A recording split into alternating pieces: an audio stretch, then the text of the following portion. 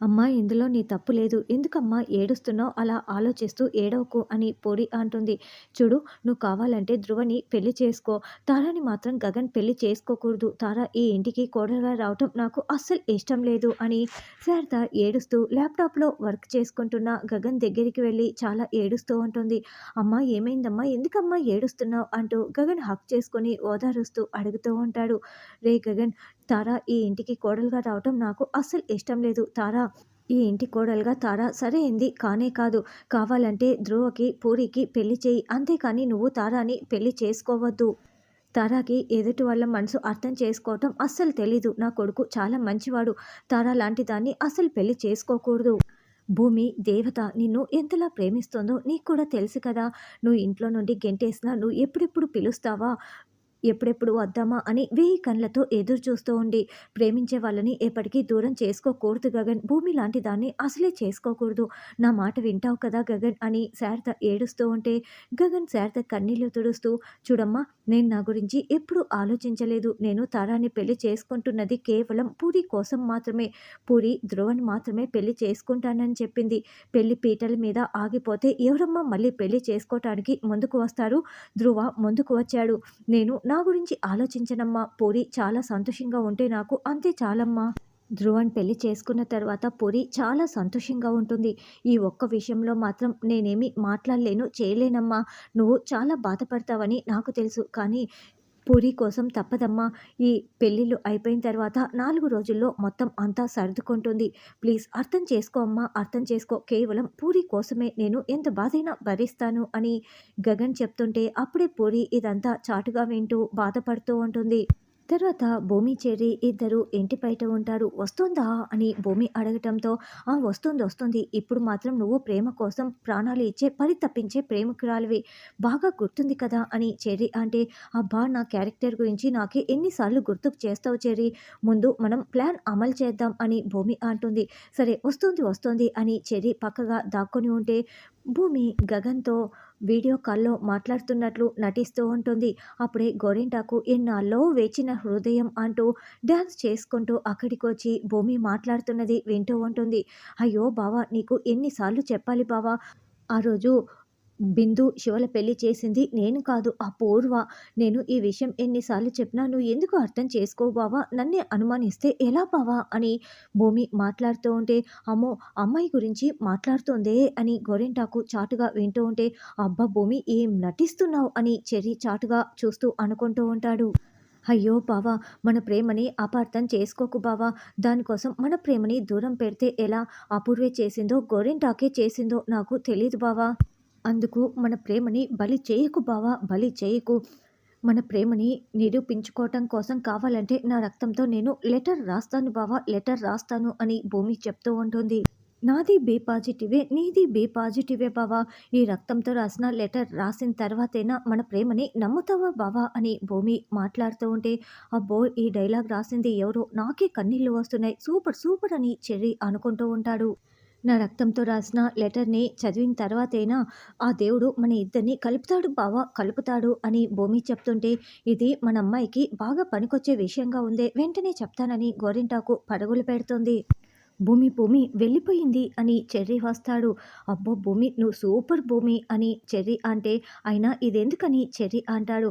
DNA samples కోసం కొంతమందిని ఇలాగే ట్రాప్ చేయాలి చెర్రి అని భూమి చెప్తుంది. మమ్మీ ఇంకా ఎన్ని రోజులు మమ్మీ ఈ గెటప్ అని నక్షత్ర అడుగుతూ ఉంటే, అప్పుడే గోరింటాకు అక్కడికి వచ్చి, అమ్మాయి అమ్మాయి, ఆ గగను భూమి ఇద్దరు కలిసిపోతున్నారు. ఎందుకంటే రక్తంతో లవ్ లెటర్ రాస్తుందంట. ఇక నీ కొంప కొల్లేరే.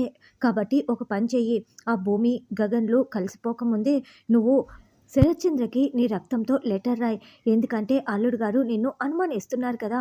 అదే రక్తంతో లవ్ లెటర్ రాసావనుకో, శోభన్ చంపింది నువ్వు కాదు అని అల్లుడు గారు నమ్మేస్తారు. ఎందుకంటే రక్తంతో ఎవరైనా లెటర్ రాస్తారా చెప్పు? అప్పుడు తనపై ఎంత ప్రేమ ఉందో, నీ రక్తంతో లెటర్ రాసావు కాబట్టి అల్లుడు గారికి అర్థమైపోతుంది. ఇక జీవితంలో నిన్ను అనుమానించడు అని గోరింటాకు అనడంతో, సూపర్ పిన్ని, సూపర్ ఐడియా ఇచ్చావు అని అపూర్వ అంటుంది. ఇదిగో అమ్మాయి కత్తి, ఇదిగో లెటర్ రాసేసేయి అని గోరింటాకు కత్తి ఇస్తుంటే, వెంటనే అపూర్వ కత్తి తీసుకొని గోరింటాకు చేతిని కరిచేసి ఆ రక్తంతో లెటర్ రాస్తూ ఉంటుంది. అయ్యో నా చేయి కరిచేసావా అని గోరింటాకు గగ్గోలు పెడుతూ ఉంటుంది.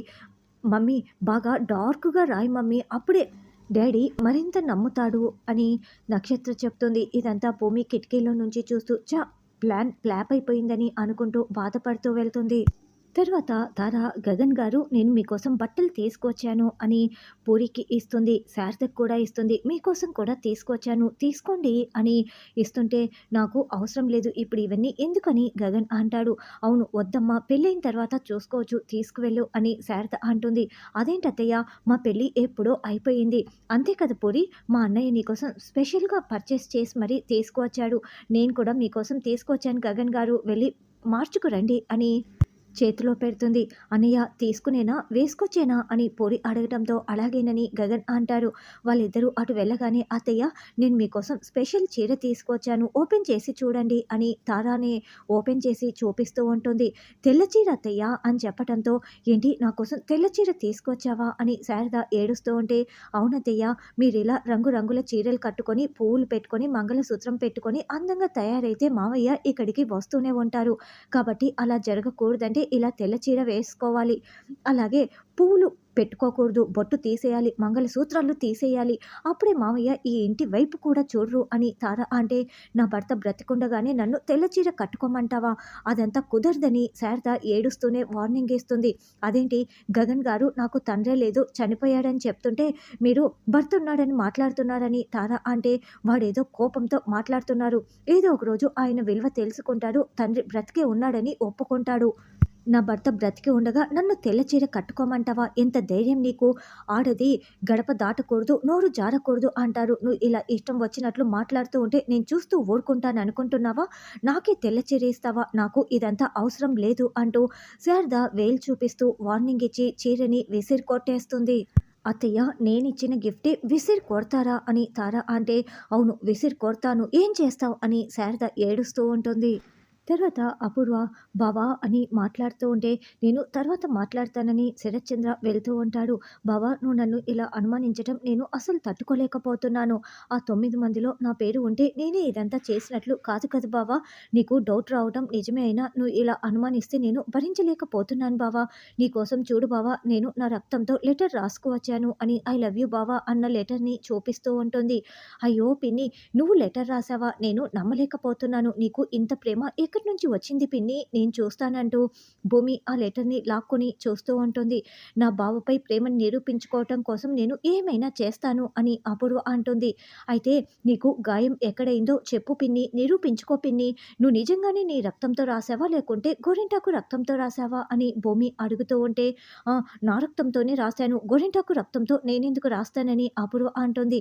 అయితే చూపించు పిన్ని గాయం అని అనడంతో గ్లోవ్స్ వేసుకున్నాను కదా అని అపూర్వ అంటుంది. అయితే దాన్ని తీసి చూపించు అని గ్లోవ్స్ లాగేయటంతో అపూర్వ చేతికి నిజంగానే గాయం ఉంటుంది. మమ్మీ గాయం ఎప్పుడు చేసుకుంది అని నక్షత్ర చాలా షాకింగ్గా చూస్తూ ఉంటుంది. ఇదే అవకాశంగా తీసుకున్న భూమి నిజంగానే నువ్వు నీ రక్తంతో రాసావా పిన్ని? సారీ పిన్ని నన్ను క్షమించు పిన్ని అంటూ అపూర్వ చేతికి ఉన్న రక్తాన్ని చేతులకి రాసుకొని నాన్న సరే నాన్న వస్తానంటూ మెల్లగా జారుకుంటుంది. మమ్మీ నిజంగానే కట్ చేసుకున్నావా? రా మమ్మీ ఆయింట్మెంట్ రాస్తానని నక్షత్ర అంటుంది. ఆ భూమి గురించి నాకు తెలుసు కదా అందుకే ఇలా గాయం చేసుకున్నాను కావాలనే అని అపూర్వ చెప్తుంది. చెర్రీ మన ప్లాన్ సక్సెస్ ఆ అపూర్వ రక్తాన్ని చేతులకి రాసుకువచ్చాను అని భూమి ఆ ప్లేటుని కాటన్‌కి అంటించేసి ఇది జాగ్రత్తగా నువ్వు తీసుకువెళ్ళి ఇచ్చేసేయి చెర్రీ. అంతేకాదు ఆ అపూర్వ అత్తయ్య చేతినే నన్ను ఇంటికి రావద్దని ఏదో ప్లాన్ చేసి చెప్పించింది. అసలు అత్తయ్య నన్ను ఎందుకు ఇంటికి రావద్దని చెప్పిందో ఆ ఇన్ఫర్మేషన్ ఏంటో నువ్వే తెలుసుకోవాలి చెర్రీ. ఆపరేషన్ అపూర్వ స్టార్ట్ అయిపోయింది. నేను అందుకోసం ఏమైనా చేస్తాను అని భూమి చెప్తుంటే అలాగే భూమి అసలు పెద్దమ్మ నిన్ను ఎందుకు రావద్దనిందో నేను తెలుసుకుంటాను ఆ ఇన్ఫర్మేషన్ అని చెర్రీ చెప్తాడు. తర్వాత పూరి డ్రెస్ వేసుకురావటంతో వావ్! చాలా అందంగా ఉన్నావు అని పూరితో సెల్ఫీ తీసుకొని వెంటనే ధ్రువకి సెండ్ చేస్తుంది. ధ్రువ ఆ ఫోటోని చూసుకొని చాలా మురిసిపోతూ ఉంటాడు.